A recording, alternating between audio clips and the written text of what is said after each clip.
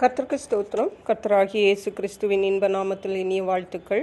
இன்றைய தியானத்துக்காக ஜெபித்த பொழுது தேவன் தந்த வசனம் சங்கீதங்களின் புஸ்தகம் 127 சங்கீதம் 1 வசனம். கர்த்தர் வீட்டை கட்டாராகில் அதை கட்டுகிறவர்களின் பிரயாசம் விருதா.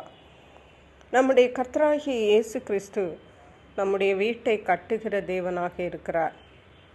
ஏனென்றால் அவர்தான் இந்த குடும்பம், வீடு என்ற இந்த அமைப்பை அவர்தான் ஏற்படுத்தினார். முதல் மனிதனாகிய ஆதாமை சிருஷ்டித்து மனிதன் தனிமையாக இருப்பது நல்லதல்ல என்று சொல்லி ஆதாமுக்கு துணையாக ஏவாளை சிருஷ்டித்தார் என்று பார்க்கிறோம். அப்படியாக இந்த உலகத்திலே முதல் குடும்பத்தை தேவன்தான் ஸ்தாபித்தார். அந்த குடும்பத்தை கட்டுவதும் தேவனுடைய பொறுப்பாய் காணப்படுகிறது. ஏனென்றால் இந்த வசனத்தின்படி நாம் பார்க்கும் பொழுது கர்த்தர் வீட்டை கட்டாராகில் அதை கட்டுகிறவர்களின் பிரயாசம் விருதா. வீட்டை கட்டுகிறது என்றால் என்ன என்றால் அது ஒரு வீடு, பில்டிங், கட்டடம் கட்டுவது அல்ல. அதாவது ஒரு குடும்பத்தை கட்டுவது தான் இங்கே சொல்லப்பட்டிருக்கிறது.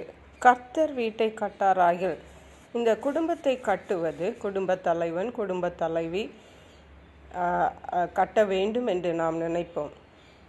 அவர்களும் கட்ட வேண்டும். ஆனால் இந்த வசனத்தின்படி கர்த்தர் வீட்டை கட்டாராகில் அதை கட்டுகிறவர்களின் பிரயாசம் விருதா. அது குடும்ப தலைவன் கட்டினாலும் சரி, குடும்ப தலைவி கட்டினாலும் சரி, கர்த்தர் அந்த இடத்திலே இல்லாவிட்டால், கர்த்தர் அந்த குடும்பத்திலே இல்லாவிட்டால் அங்கே அந்த வீடு கட்டுகிறவர்களின் பிரயாசம் விருதா என்று சொல்லப்பட்டிருக்கிறது.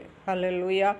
அப்படியானால் ஒவ்வொரு குடும்பங்களிலும் தேவனுடைய பிரசன்னம் எவ்வளவு இன்றிமையாதது என்பதை நாம் புரிந்து கொள்ள வேண்டும். தேவன் நம்முடைய குடும்பத்தில் வாசம் பண்ண வேண்டும் என்றால் நாம் தேவனுக்கு பிரியமானவர்களாய் வாழ வேண்டும். தேவனிடத்தில் அன்பு கூறுகிறவர்களாய் இருக்க வேண்டும். அதற்கேற்ற காரியங்களை நம்முடைய குடும்பங்களிலே, நம்முடைய வீடுகளிலே நாம் இருக்கிறவைகளாக பார்த்து கொள்ள வேண்டும். அதாவது குடும்ப ஜெபம் பண்ணுவது, குடும்பமாக சேர்ந்து பாட்டு பாடி வேதம் வாசித்து ஜெபிப்பது, அப்படியாக பாடல்களை, நீதிமானின் கூடாரங்களில் ரட்சிப்பின் கம்பீர சத்தம் உண்டு என்று சொன்னது போல நம்முடைய வீடுகளிலே கர்த்தரை துதிக்கும் பாடல்களை ஒலிக்க பண்ணுவது, இப்படிப்பட்ட காரியங்களை நாம் நம்முடைய குடும்பங்களில் செய்கிறவர்களாய் காணப்பட வேண்டும். கர்த்தரை எப்பொழுதும் நம்முடைய குடும்பத்தில் நாம் வைத்திருக்கிறவர்களாய் காணப்பட வேண்டும். அப்பொழுது கர்த்தர் நம்முடைய வீட்டை கட்டுவார். நீதிமொழிகளின் புஸ்தகம் 14 அதிகாரம் 1 வசனம் சொல்லுகிறது, புத்தியுள்ள ஸ்திரீ தன் வீட்டை கட்டுகிறார், புத்தி இல்லாத ஸ்திரீயோ தன் கைகளினால் அதை இடித்து போடுகிறார். கர்த்தர் வீட்டை கட்டாராகில் அதை கட்டுவன் பிரயாசம் விருதா என்று சொல்லப்பட்டிருக்கிறது. அதனால் நாம் சைலண்டாக, அமைதியாக இருந்து விடலாம் என்று நாம் நினைக்கக்கூடாது. அந்த குடும்பத்தில் அங்கமாக, குடும்ப தலைவனாக, தலைவியாக கர்த்தர் நம்மை வைத்திருக்கும் பொழுது நமக்கென்று சில பண்புகளும் சில கடமைகளும் தேவன் நமக்கு அதை வைத்திருக்கிறார். அவைகளை நாம் சரியாக செய்யும் பொழுது நாம் புத்தியுள்ள ஸ்திரீகளாக காணப்பட முடியும். புத்தியுள்ள ஸ்திரீ தான் தன் வீட்டை கட்ட முடியும். புத்தி இல்லாத ஸ்திரீ தன் கைகளினாலே அதை இடித்து போடுகிறாள். ஹல்லேலூயா. நாம் ஒவ்வொருவரும் புத்தியுள்ள ஸ்திரீகளாக காணப்படுவோம். நம்முடைய வீட்டை தேவனுடைய உதவியுடன் கட்டுவோம். அப்போஸ்தலர் எழுதின நடபடிகள் 10 அதிகாரம் 1-2 வசனங்களிலே கொர்நேலியு என்ற நூற்றுக்கு அதிபதியை பற்றி சொல்லப்பட்டிருக்கிறது.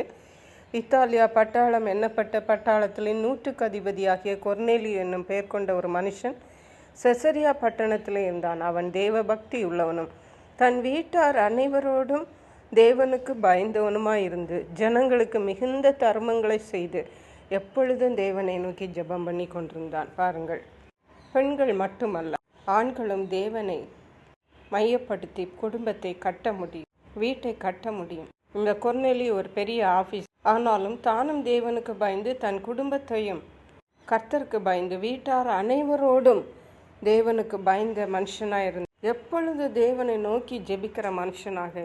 இப்படிப்பட்ட குடும்ப தலைவர் குடும்பத்தில் இருக்கும் பொழுது லகுவாக தேவனுடைய உதவியுடன் குடும்பத்தை கட்ட முடியும். அதை தான் வசனம் சொல்லுகிறது. கர்த்தர் வீட்டை கட்டாராகில் அதை கட்டுகளின் பிரயாசம் விருதா. கர்த்தர் தாமே நாம் ஒவ்வொருடைய வீடுகளையும் கட்டுவாராக. ஜெபிப்போம். எங்களை கிருபையை நேசித்து பாதுகாத்து வழி நடத்துகிற எங்கள் அன்பின் தகப்பனை ஆசீர்வதிக்கப்பட்ட இந்த நல்ல நாளுக்காக நன்றி. இந்த நாளிலும் கர்த்தர் வீட்டை கட்டாராகில் அதை கட்டுகளின் பிரயாசம் விருதா என்று எங்களோடு பேசி கர்த்தர் தான் எங்கள் வீட்டை கட்ட முடியும் என்று திட்டமும் தெளிவுமாக பேசியிருக்கீங்கப்பா.